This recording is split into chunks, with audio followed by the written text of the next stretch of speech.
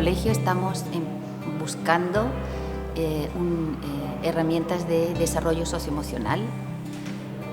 Los años que corren es muy importante el poder dar a los alumnos herramientas de este tipo, que llaman más herramientas de tipo blando, que son los que les van a permitir enfrentar el mundo de cambio, el mundo que es el que ellos van a tener que vivir, en el que ni sabemos muy bien qué es lo que van a tener que enfrentar.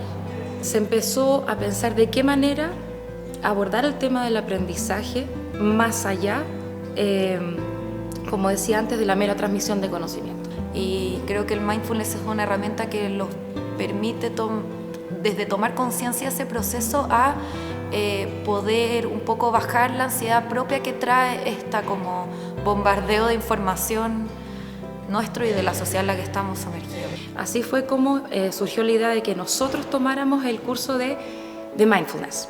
Fueron 8 sesiones, los días lunes en la tarde, éramos más o menos unas 30 personas y bueno, fue un taller bastante distinto a las cosas que uno está acostumbrado,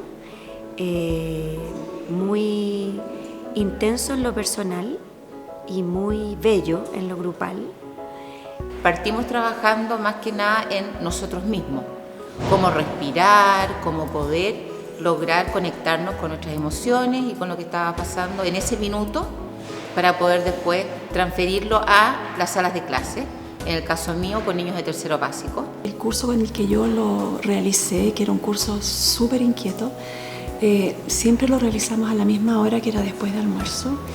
Finalmente yo misma pude darme cuenta cómo estos chicos fueron cambiando su actitud durante el tiempo. Finalmente ellos mismos me pedían: Miss, ¿y hoy día no vamos a hacer mindfulness?